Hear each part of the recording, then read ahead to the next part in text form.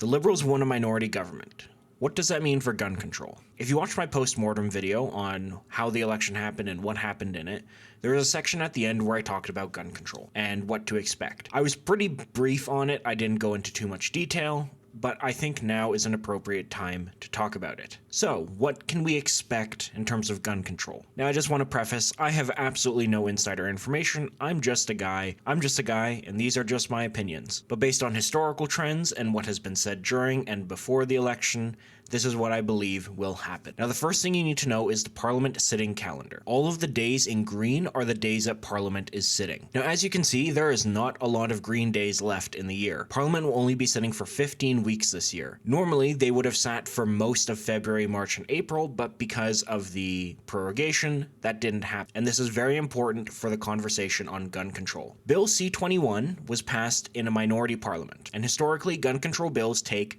roughly 18 months, and that's plus or minus a couple of months. You can go back and look at all of the gun control bills of years gone by, but it's generally 18 months. And for C-21 specifically, it was bang on 18 months. And that 18 months includes the Liberals fast-tracking the bill on its final reading. As you can see, the bill went from consideration in committee to third reading in 6 days. Normally, this would be a little bit longer than this, but they decide to fast track it so that they can get to the Senate as quick as possible. Now, another thing that needs to be kept in mind is when the 44th Parliament began. It began on Monday, November 22nd, 2021. Going back to C-21, you will notice that it was first put to the House of Commons on Monday, May 30th, 2022. Now, why is this important? It's important because there is a lot of similarities between when Parliament was first called back after the election in 2021 and today. So let's take a look at the historical sitting calendar. In 2021, Parliament returned on November 22nd. So that means the House was sitting during November, December, and they were only sitting for 1, 2, 3, 4 weeks before Christmas break. Now let's take a look at the House sitting calendar for this year. They are only sitting for 1, 2, 3, 4 weeks before the summer break. Following the winter break in 2021, the House sat for February, March, and April before they introduced the gun bill in May. Writing a piece of gun control legislation is not easy, especially in a minority parliament. These things will take time. So when we're looking at the sitting calendar, I fully do not expect a gun control bill to be introduced in May and June. Provost and the gun control wing of the Liberal Party absolutely have ideas and know what they want to execute, but it's very unlikely that they will get it done within the first 4 weeks. It also is not necessarily good optics, as Carney was elected not on gun control, although it was part of his platform. He was elected on housing and standing up to Trump and all of that. In the first 4 weeks of Parliament, he's going to want to build on those marquee positions. Gun control was not one of his marquee positions.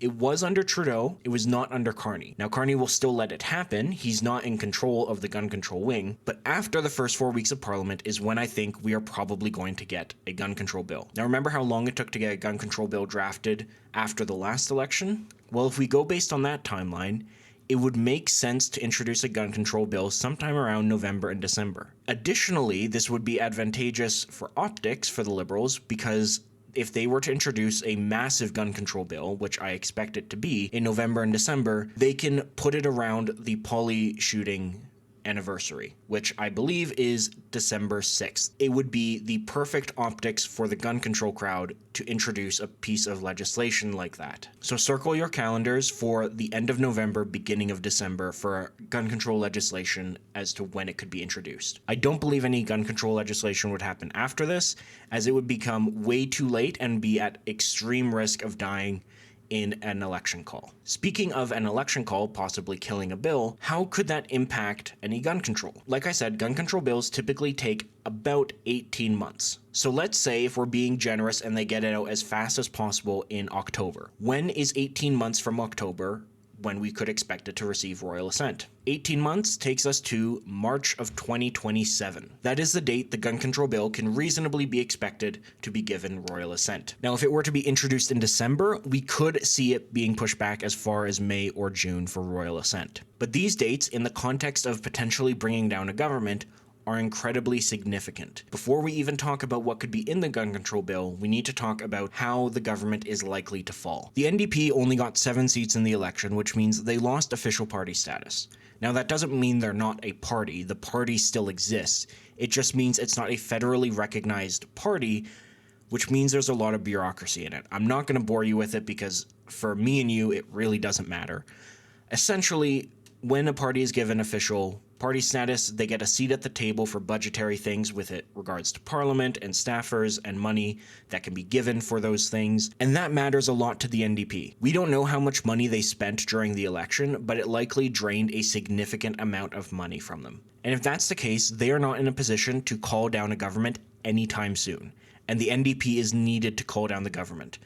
The Bloc and the Conservatives cannot do it alone. The other important thing in this context is the NDP leadership. For all intents and purposes, while the NDP is leaderless, the Liberals effectively have a majority government.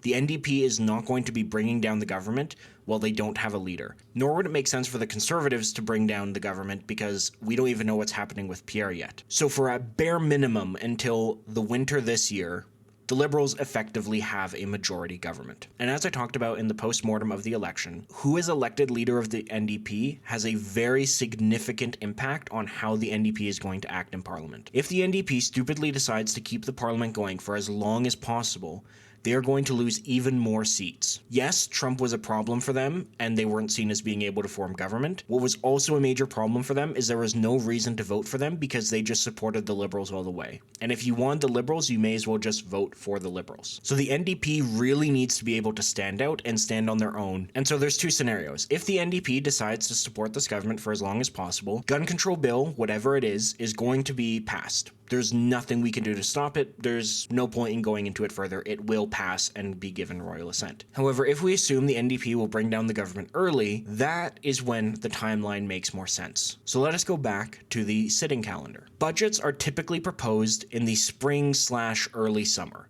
Now, because we had an election, we didn't really get an official budget. I believe we will be getting a budget right when Parliament resumes, which means the budget the following year, in 2026, should also be in the May to June area. The NDP leader will likely have only been in the job at this point for at most 6 months, and it's incredibly unlikely they're going to vote the government down this early. The Bloc has already promised to support the government for a year, which means they will support the first budget coming up, and unless Carney gives the Bloc exactly what they want, they might decide to pull the plug, which leaves the NDP as the lone supporter, but the Liberal government can continue on from there. So then we move into 2027 with the next budget in roughly April to June range. This is where things get very interesting. If the NDP is smart, and they are establishing themselves as different from the Liberals, and the Liberals do not give the NDP what they want for their contingent support, and the Bloc at this point is done, which is very likely, especially because the provincial government in Quebec might be a sovereigntist government at this time, we could see the next election call at the earliest date, in my opinion, sometime between April and June. Also so happens to line up with the assumed gun control royal assent date. So we might see a scenario where the gun control bill that the Liberals pass gets royal assented right before an election. Essentially what I'm saying is that the chances of a gun control bill being introduced and receiving royal assent are incredibly high. And we don't even need an unprecedented length of support from the NDP. It's just that the timeline lines up for a gun control bill to receive royal assent even in a normal length minority government. So with the date of when we can expect a gun control bill to pass and the likelihood of it passing being discussed, what will the actual gun control bill contain? Well, there's 2 ways we can look at it. Number 1 is looking at the gun control portion of the Liberal platform. Now, 3 of these things are already law or do not need for any changes in the law to happen. The implementation of the confiscation program does not need any firearm legislation. It will just continue to happen, as I have explained in previous videos. You can go watch those if you want. The automatic revocation of gun licenses for violent offenses is already part of the law. This isn't going to change. This increasing the capacity to track down guns used in crime is a budgetary issue. It has nothing to do with new gun control legislation. This is just budgetary. And to be honest, actually a good thing. This is the only good thing in the Liberal gun control part. However, there are 2 that require legislation. Number one is the pre-authorization system, as they say. Now, essentially what this means is that the FRT would need to grant a firearm a status, restricted, non-restricted, prohibited, before it could enter into the market. Currently, if you want to import a gun, it needs to get an FRT number. But if you have a domestically made firearm, it does not need an FRT number to be legal. This is what they want to change. And as it says here, legislate a pre-authorization system, so this will be part of a legislative bill. The toughen oversight of firearm licensing. This one is a bit obscure. We don't know exactly what they mean by this. We do know that they want yellow and red flag law requirements to be bolstered, but they're already extremely tough. You can watch Ian Runkle's video on it, as I have pointed to before, I believe. I don't know exactly what this means in terms of the yellow and red flag laws, but there are ways that the Liberal government can toughen firearm licensing. If you want ideas for what that contains, you can look up much of Europe's firearm laws, specifically the UK. I wouldn't be surprised if we saw things like required mental health notes from a doctor before you can get a firearm, which is very common across much of Europe. Currently is at the discretion of the CFO if they want to request this information, but I just wouldn't be surprised if it became mandatory. As well as tougher requirements in order to obtain a firearms license for the first time, and some more bureaucratic hoops to jump in order to renew and obtain a firearms license. Who knows what that could look like? I wouldn't be surprised to see it. Now, the second way to look at it is what has been said off of Carney's platform. Now, I've referenced this tweet over and over and over again, but that's because it contains most of the information regarding gun bans and what we can expect. Notably, they say near complete ban, meaning there are still guns that they want to ban, semi-automatic rifles, and they name the SKS specifically. What does this look like? Well, they could ban some more guns via order in council, but I think they realize that if they want to make it more permanent, they're going to have to do it in legislation. And they tried to do this in legislation with the C21 definition, but as we have seen with the C21 definition, semi-automatic rifles are still legal, it just depends on the magazine capacity. And you also have to remember the context in which that definition was passed. That definition was passed after the G4 and G46 debacle, where a whole bunch of native groups got up in arms about the banning of the SKS that would have happened otherwise, and so the Liberals pulled them and gave the definition that we have today in order to keep the SKS. But Provost really wants the SKS banned, and if you listened to Brendian talk about the SKS in her press conference in March, she also really wants the SKS banned. Do not be surprised if they throw caution to the wind and just decide to ban all semi-automatic centerfire rifles. Potentially shotguns too, but that is a different can of worm that will then get a lot of other people mad, and I think they only want to piss off one major group at a time, and they're probably just going to piss off the indigenous people. But I could be wrong, they could also ban all semi-automatic shotguns as well. What else could be in the ban? Now, they also mentioned the strengthening of the classification system for new models. This has to do with the getting FRT approval, but what is not mentioned in this tweet that was mentioned in the March press conference is the Liberal version of a simplified classification system. Now, we don't know what this means because they don't expand on it, and they haven't expanded on it since that press conference, and they didn't even expand on it in the press conference. So what I'm about to say is pure speculation. And remember, everything is on the table when the most notorious, hoplophobic, anti-gun lobbyist is now a member of parliament. I would not be surprised if they decided to get rid of the restricted class entirely. Now you might be asking, what are they going to do about pistols? Well, I would also not be surprised if they gave pistols a 12.6 or a 12.7 or some other prohibited subclass definition, and then they issued everyone that owns pistols that kind of subclass. This is not new. They did this with the short-barreled handguns in the 90s.